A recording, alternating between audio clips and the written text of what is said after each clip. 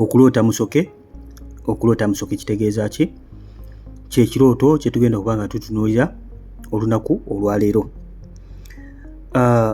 Ekirooto kino tekibeera nnyo common naye nga kikulu nnyo okuba nga okitegeera. Bangi bakiroota ne beebuuza ekirooto kino kitegeeza ki? Now, bwe tugenda mu byawandiikibwa, musoke ono Mukama yamuteeka mu ggulu ng'akabonero akalaga ekisa kye ku mulembe gwa Nuuwa ng'amaze okuzikiriza ensi eno n'amataba. Okay? Nuuwa bwe yamala okuva mu mataba ng'amaze okuwonawo ne famire ye tota abantu 8, Nuuwa n'akwata ku bisolo ebyali mu kyombo ebirongoofu, ku biwuka ne ku bisolo, n'awaayo, n'azimba ekyoto, n'awaayo ebiweebwayo mu maaso ga Katonda, n'awaayo ssaddaaka mu maaso ga Katonda. Mukama Katonda n'awulira evvumbe. Bwe yawulira evvumbe, Mukama Katonda ne yejjusa lwaki? Yazikiriza abantu, n'agamba taliddamu kubanga azikiriza abantu n'amataba. N'akola endagaano, n'agamba ataddewo akabonero ka musoke nga akabonero. Musoke mu bbanga mutaddeyo ng'akabonero. So musoke akiikirira ekisa kya Katonda. Ekisa kya Katonda, the grace of God, the mercy of God, akiikirira okwenenya. Mukama yeebazibwe. Ka mbasomerewo mu Genesis essula ya 9 olunyiriri, tujja kutandika ku 11 paka ku 13. Wagambe wati 11 tulimba ne mu kitabo kya Genesis essula 9 olunyiriri wa 11. Tugenda kusoma paka ku 13. Nange nanyweza endagaano yange nammwe, so ebirina omubiri byonna tebirizikirizibwa nate mulundi gwa kubiri n'amazzi ag'amataba. So tewakyabaawo mataba nate mulundi gwa kubiri okuzikiriza ensi. 12. Katonda n'ayogera nti kano ke kabonero k'endagaano gye ndagaana nammwe na buli kitonde kiramu ekiri nammwe okutuusa emirembe egitaggwaawo. 13. N'ateeka musoke wange ku kire era anaabanga akabonero ak'endagaano gye ndagaanye n'ensi. N'ateekanga musoke wange ku kire era anaabeeranga akabonero ak'endagaano gye ndagaanye n'ensi. Nuuwa wamala okuba nga waayisa ssaddaaka maaso ga Katonda, Mukama n'awulira evvumbe. Mukama Katonda evvumbe eryo lyamuleetera okwogera ebigambo ebyo by'olabye. Mukama waffe omulungi yeebazibwe nnyo. Nuuwa ng'amaze okuwaayo ssaddaaka, amataba gawedde, akutte ku bimu bisolo by'alina mu bulumi. Aye kati yalina na bingi. N'agenda ng'alondako ku birongoofu, n'azimba ekyoto n'awaayo ssaddaaka maaso ga Katonda. Ka mbasomere wano Nuuwa kye yakola. Oddako emabega katono mu Bayibuli yo, tubadde mu sula ya 9 kuddako mu ya 8, genda ku lunnyo olwabiri, tujja kusoma ennyiriri 2 zokka olwabiri mu lumu. Olwabiri banyi tukyali mu Genesis essula 8 kati we tuli, olunnyo olwabiri paka ku lwabiri mu lumu. Nuuwa n'azimbira Mukama ekyoto, n'alonda ku nsolo zonna ennongoofu ne ku bibuuka byonna ebirongoofu, n'aweerayo ebiweebwayo ebyokebwa ku kyoto. Olwabiri mu lumu. Mukama n'awulira evvumbe eddungi. Mukama n'ayogera mu mutima gwe nti ensi sikyagikolimira nate oluvannyuma ku lw'omuntu, kubanga okulowooza kw'omutima gw'omuntu kubi okuva mu buto bwe, so sikyakuba nate oluvannyuma buli kiramu nga bwenkoze. Mukama ng'amaze okuba ng'azikiriza ensi eno n'amataba, Nuuwa bwe yamala okuba ng'awonawo n'akola ssaddaaka maaso ga Katonda. Evvumbe yakuma ekyoto n'awaayo ssaddaaka ez'ebyokebwa, evvumbe lirigenda maaso ga Katonda. Mukama bwe yawulira evvumbe nga liwunya bulungi, bwe yawulira akaloosa ka ssaddaaka Nuuwa gye yawaayo, Mukama ne yejjusa n'agamba kyaddamu kuzikiriza bantu. N'akitegeera nti abantu babi, n'agamba abantu babi okuva mu buto bwabwe okuva nga bazaaliddwa n'okufumiitiriza kw'emitima gyabwe babi. Naye as for me, sijja kuddamu kuzikiriza nsi eno n'amataba nate. Endagaano gye yakola ne Nuuwa n'amuteerawo waggulu akabonero ak'amusoke. So buli wolotanga olaba musoke mukwano gwange kabonero akalaga ekisa kya Katonda gy'oli, ekisa kya Katonda eri aboonoonyi, kabonero kateekebwayo nga ekisa kya Katonda eri aboonoonyi.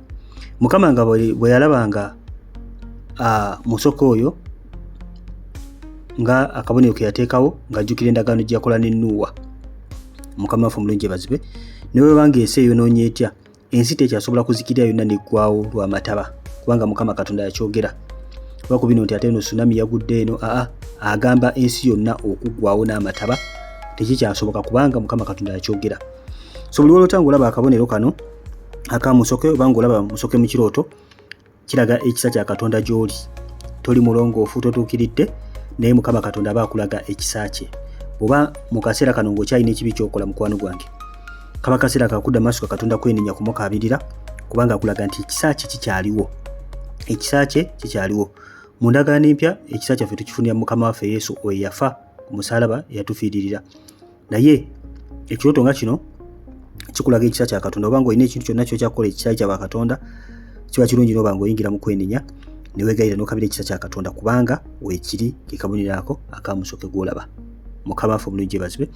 So okulaba nga musoke avuddewo agenze, odde mu kyoto nga musoke ng'avuddewo n'agenda, ekisa kya Katonda kiba kivuddewo mukwano gwange. Ekisa kya Katonda kiba kigenda kukuvaako. Oba olina okuba ng'okabira Katonda weegayirire, togenda kuzikirira n'amataba naye osobola okuzikirira olw'ekibi kyo. So kano kaba kabonero, tekitegeeza nti Mukama Katonda aba agenda kubanga azikiriza obulamu bwo n'amataba, nedda. Ebeera warning nti judgment ya Katonda eyinza okujja ku bulamu bwo. Sobola musoke ng'avuddewo. Wabula bw'olaba kimusoke nga kinene n'ozuuka ng'obadde olaba musoke, amanya mukwano gwange ekisa kya Katonda gy'oli. So kiba kirungi n'onoonya Katonda nga akyayinza okukulabika, kiba kirungi n'ogwa mu maaso ga Katonda ne weenenya nga bw'akyayinza okuba ng'akola ki, akusonyiwa ng'obudde tebunnaba kuggwaayo n'ekikubeerera kibi gy'oli mukwano gwange. Kansubire nti ina kyofunyeemu. Oba ng'oli mpya, subscribing ku channel eno, kweno channel tuba tuddamu ebirooto n'okutunuulira topics endala. Mukama waffe omulungi yeebazibwe nnyo. So kitaba mikwano, musoke is all about the grace, number 1. Number 2, obukuumi bwa Katonda, protection, kubanga Mukama wateekawo ekisa kye, ateekawo obukuumi. The mercy of God, kye tuyita ekisa. Then kyekirala n'okwenenya, repentance, ng'olaba mu butuufu waliwo byokola ebitali birungi by'omanyidira nti kino kibi, oba olina okuba ng'ogwa mu maaso ga Katonda weegayirire osobola okuba ng'olaba ekisa. Mikwano mulekereze, mberekereze, nsikirize mberekereze, tujja batukomawo n'ebirooto ebirala. Njagala kubanga nkola videos zonna ez'ebirooto nzimaleyo, benga buli kyemuloota kyonna musobola okisaakinga no ku YouTube nimba nga mukifuna.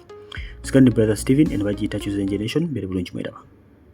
We are the chosen ones, shining like the morning sun, walking in His holy light, guided through the endless night.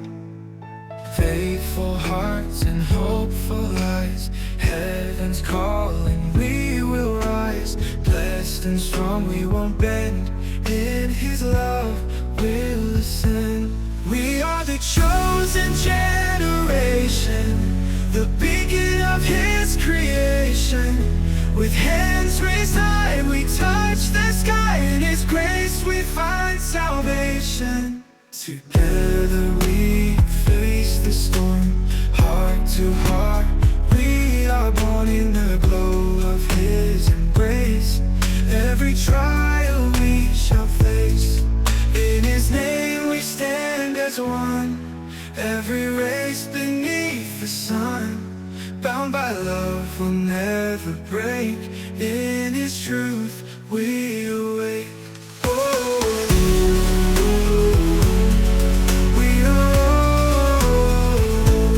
We are the chosen generation, the beacon of His creation. With hands raised high, we touch the sky. In His grace we find salvation.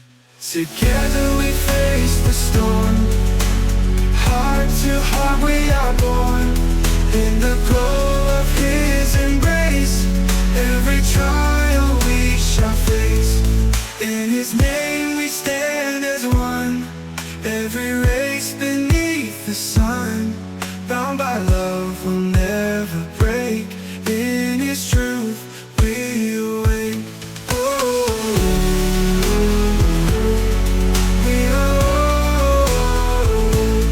We are the chosen generation, the beacon of His creation.